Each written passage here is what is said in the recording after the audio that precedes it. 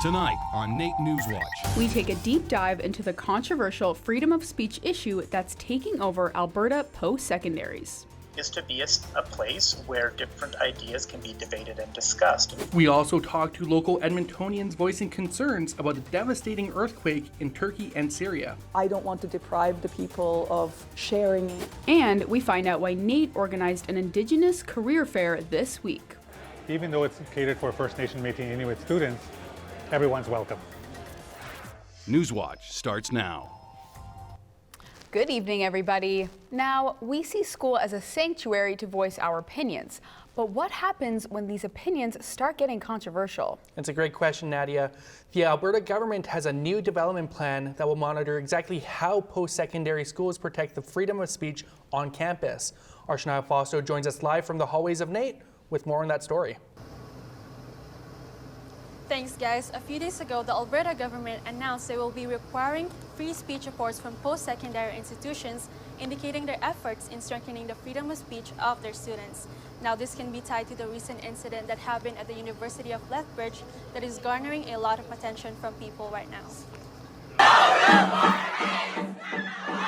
The U of L students protested against former Professor Frances Widdowson to have a space for her speech about anti-wokeism. Over 2,500 students signed a petition to cancel the speech. The Advanced Education Minister says that the incident is not exactly the reason for the free speech reporting initiative. One of the other important mandates, if you will, of a place of higher learning is to be a place where different ideas can be debated and discussed. The minister says that they're still developing how the report cards will look like. He intends to talk to stakeholders to plan how the new initiative can be effective without putting unnecessary rules to post-secondary institutions. We have to not just collect data for the sake of having data, but actually collect data that will be meaningful and will be able to help us drive the kinds of behavior and the kind of atmosphere we want. The report cards will complement a previous requirement that all 26 publicly funded post-secondary schools either adopt the Chicago principles on free expression or develop their own policy. Universities as institutions would not be able to do justice to their mission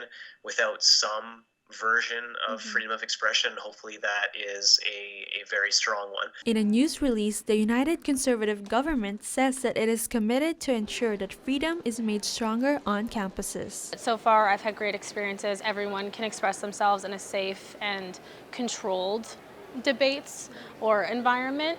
So that's my experience, and I don't know if they could do anything better. It's been quite well. The Advanced Education Minister says that this new initiative will help monitor if institutions are adhering to the standards of free speech policies here in Alberta. Shania, I'm curious, will the government also require NAIT to participate in the free speech reports? Well, Nadia actually spoke to the VP Academic at NAIT, and she mentioned that she hasn't heard much detail about the reports, but she thinks that NAIT will follow suit since the government is requiring all post-secondary schools. So it looks like we're headed into that direction. So what are some of the details that we do know about the free speech reporting for right now? Well, actually, Adrian, there's a couple. The Advanced Education Minister says that these reports will be made public so that Albertans have access to these reports. These reports will also be required annually since the minister says he wants it to be less time-consuming for the schools as well. And so far, that's what we have. They will continue to develop it, but for now, there's no final date on when it will be in effect. Well, thank you, Shania. That's Shania Fausto reporting live from our news center tonight. You're watching NAIT NewsWatch, the next generation of news. While most students are no stranger to career fairs, NAIT's holding of an Indigenous-focused career fair was certainly a first for many. We're so, geared towards our business technology. The fair consisted of Indigenous-based companies looking to hire students from all kinds of programs and was met with a lot of interest from passerbys. We're doing this in order to benefit them with regards to having a comfortable environment for them. But in saying that, the uniqueness part of it that is unique is that even though it's catered for First Nation Métis Inuit students, everyone's welcome. Along with the 4-hour fair on Wednesday, the Niso Kamatatan Center also put on a stew and bannock lunch/info session on Thursday.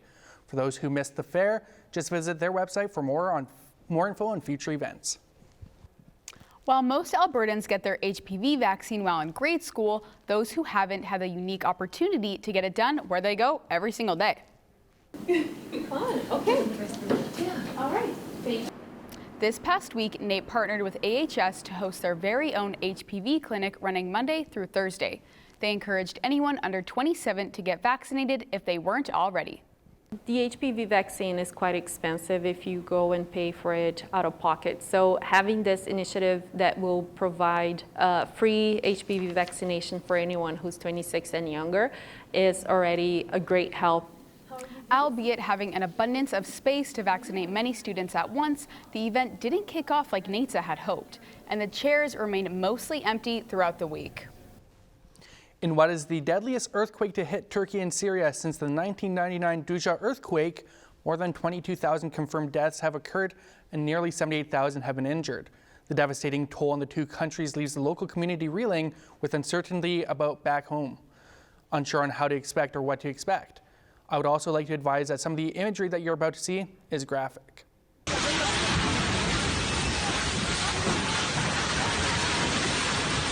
For one Norquest instructor, the story hits close to home. Simsino immigrated from Turkey in 2011. She is the president of the Turkish Canadian Society, and as Turkey and Syria starts to piece itself back together, she and many others are answering the call for aid.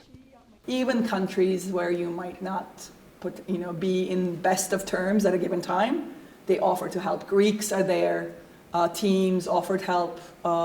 Egypt and Turkey, temporarily they weren't very good, but everybody's helping. And then you can donate by e-transferring TCS Earthquake Relief Fund at gmail.com, in person by visiting the Turkish Canadian Society, or online by visiting donate.redcross.ca, where the Government of Canada will match the first $10 million in relief. Edmonton is known as Canada's Festival City, but we may soon lose that title as yet another pillar in Edmonton's music scene has collapsed. The station on Jasper shut its doors earlier this week, somewhat unexpectedly.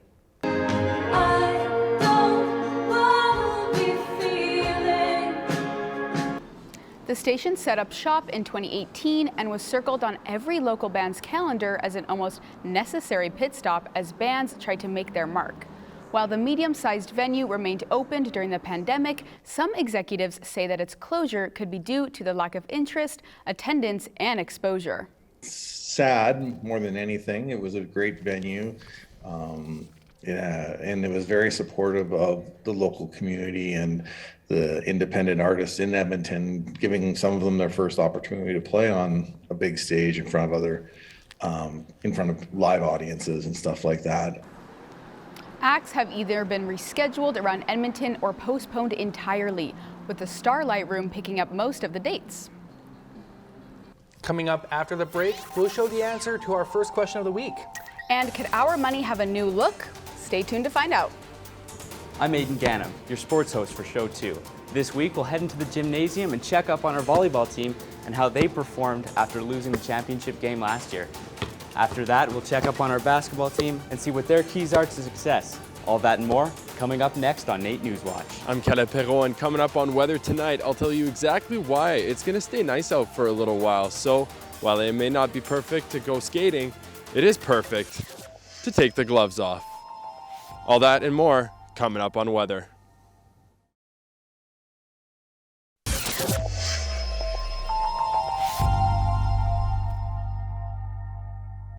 Welcome back. Nadia, being a native Calgarian, you and your cat must really enjoy the nicer weather down there. Oh, how I miss her and the nice weather down there. But hopefully Caleb Perrault can give us some good news so that we can enjoy our weather this weekend. Well, Nadia, I have some good news and some bad news. The weather is pretty good, but not as good as your hockey team. But to be fair, your weather tends to be better than ours here in the capital city, so I guess there is that. And Nadia, this weekend, you and your cat will be able to hang out outside this weekend for a change. Let's take a look at the rest of the province. In Calgary, just for some details, there's a 0% chance of precipitation. There's going to be a mix of sun and cloud and a high of +6. Heading over to Jasper now, where it's going to be cloudy with 60% chance of snow, high of 3 and a low of 7. So for our old producer Tristan, who loves to go skiing when it's hot out, he's really going to enjoy it. For Fort McMurray, we're going to see partly cloudy, a low of -7 and a high of 2, 0% chance of precipitation, so things looking good up in the northeast. We're going to kick things off to Edmonton, where it's going to be partly cloudy, 10-degree difference between a high of 4 and a low of -4, which is much better than our average, I must say, because our average low -13 and our average high is -3. So things are looking pretty good as opposed to our average. For the record now, our record low was -38. That number really scares me down there in 1887. So 34 degrees colder than it is going to be this weekend. Our record high, 2005 with 12. So 4 degrees isn't 12, but I'll take it. That's all for weather. Thank you. NewsWatch Weather, sponsored by NR92, the station for the students. So it's time for this week's question of the week, and we are once again partnered up with the NAIT Nugget to hear your voices and issues that affect you. And voicing your thoughts may win you a prize. Last week's question was about ways to save money with rising costs and inflation being up. So congrats to last week's winner. It's Nat Kern. She says, I try to coupon when I go grocery shopping. It's not that hard to do. I just spend a bit longer walking through the aisles looking for coupons that major stores give. You can also go online and print them off as well. It takes some extra time to go look through those flyers, but I plan my trips out and I save $15 to $20 each trip, which adds up very quickly. Congrats, it's Nat Kern. This week's question is once again about money, but this time it's about its look. Australia is taking the royal headshots off their currency. Do you like the idea for our money? If so, who would you replace, the king or queen?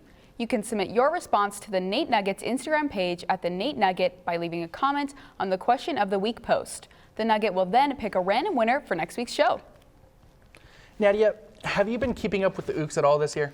I'm not gonna lie, Adrian, I've been way too busy with classes to keep up. Fair enough. Well, lucky for you, our own Aiden Ganem has, and he's been telling us what's been going on. Aiden, what exactly is happening with the OOCs? Thanks, guys. The UK's men's volleyball team have been spreading their wings on the floor this year, holding second seed in their division through 18 games. After a disappointing and abrupt end to their season last year, the team has a revenge tour mentality heading into the playoffs. 1-2. The team finished first place in the ACAC last season with a record of 14-2. They cruised their way into the playoffs where they battled all the way to the championship game. They would ultimately fall to the Red Deer Polytechnic Kings by a score of 3-1. Head coach Jordan Taylor uses the game as a lesson to fuel the team this year. Kind of what I show them, and I keep showing them the silver medal from last year. Our team's hungry for gold, and last year we weren't pleased to lose the final on home soil. The team's final game of the season is tonight at 8 against the Red Deer Polytechnic Kings. With transfers being a big thing down south, how does this affect college and university students in Canada, and specifically here at NAIT? Our Mohammed Jama has more on the story. As there has been a reported increase in student transfers from college to U Sports, NAIT has always been a college that is willing to let their students take the next step in their academics and sports careers. Well, here at NAIT, we definitely support it as long as there's a right fit. They're student athletes, and the student part comes first. So we want to make sure there's the right academic fit. And then from a volleyball standpoint, U Sport is the highest league in North America. Students have many reasons why they transfer. Maybe the program at their college has finished and they want to take the next step academically. Or they are just unhappy with how their sports career is going at the college and feel like they are ready for the next level. For Felix Defoe, he got a chance to take the step academically and play in a place of his heritage. Recently, I've decided I wanted to keep playing the sport I love. I'm really passionate about volleyball, and I was in contact with different universities to go study in an education program there and play volleyball at the U Sport level. And ultimately, I decided I wanted to spend the next 4 years of my life in Quebec City, live in French, and play for le Rouge et Or de l'Université Laval. Everyone has their own path in their post-secondary journey. There are many reasons why students make the decisions that they make. Not all decisions work out the way you planned, but for Felix, we hope the best. Mohammed Jama, NewsWatch Sports.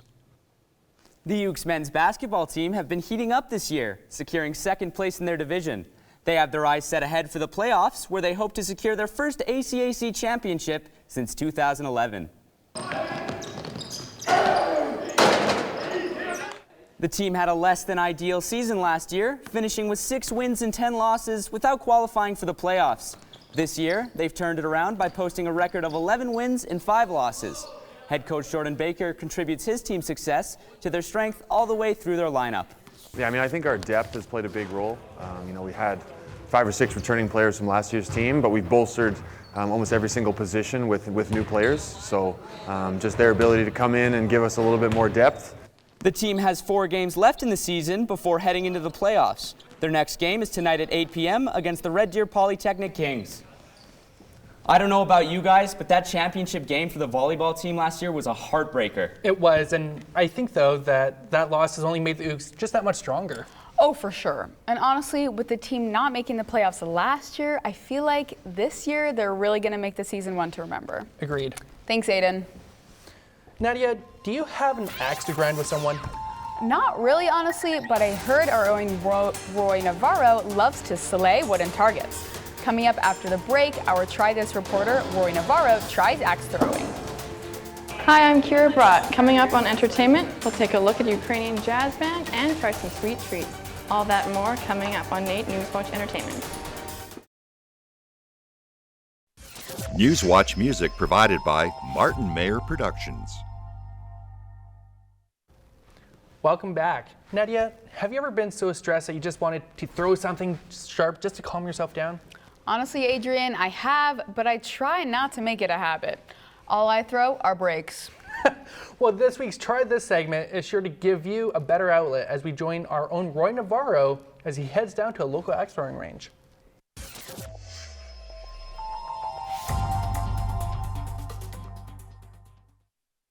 Now, let me ask you a question. What's the best way to get rid of stress? Obviously, it's to throw a piece of metal right into a piece of wood. And that's what we're here to do today, here in Axe Monkeys, Edmonton. But before we could start throwing axes, we had a quick talk with the general manager, Adam Yates, who explained how their business works. We've been here for almost 4 years. So we opened up this location in October 2019, just before COVID started. We've had kids as young as 7 years old. We've had adults, grandparents, grandmothers, grandfathers, couples, a little mixture of everything. After that short introduction, I couldn't help but look at all their cool axes. I was itching to get into the range, but before that, Adam had to teach me how to properly throw an axe. With the single-handed, you want to hold the axe at the bottom of the handle, and you want to hold your axe upright at a 90-degree angle. So when you throw, you're going to bend from the elbow. Your feet are going to start parallel to each other, and you're going to step in with your opposite foot and release it at eye level. After a brief test run, I was ready to throw my own axe without the help of a teacher. And of course, I just had to make it look dramatic.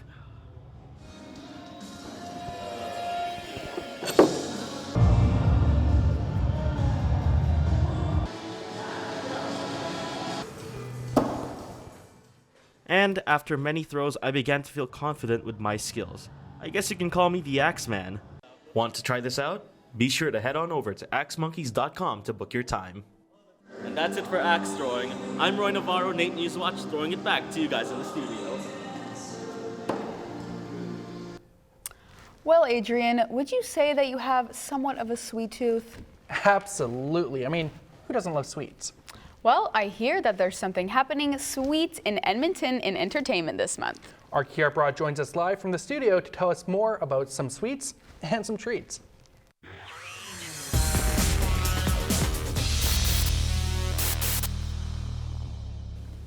Thanks, guys. There's a lot of great entertainment happening in the city right now, and the nice weather definitely makes it easier to get outside.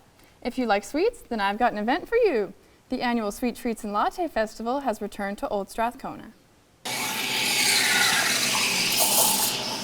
This year's festival highlights more than 15 local businesses, each featuring a specialty item. These treats include an Oreo brownie hot chocolate, a Black Forest tart with a latte, and even a pet-friendly hot cocoa for your furry friend. Strathcona is so great to put on this event for us just because it really creates so much engagement from the community, and we see so many faces that we normally wouldn't see coming out to get a hot chocolate. The festival runs until February 20th. To see other participating locations in the festival, go to oldstrathcona.ca/sweet treats.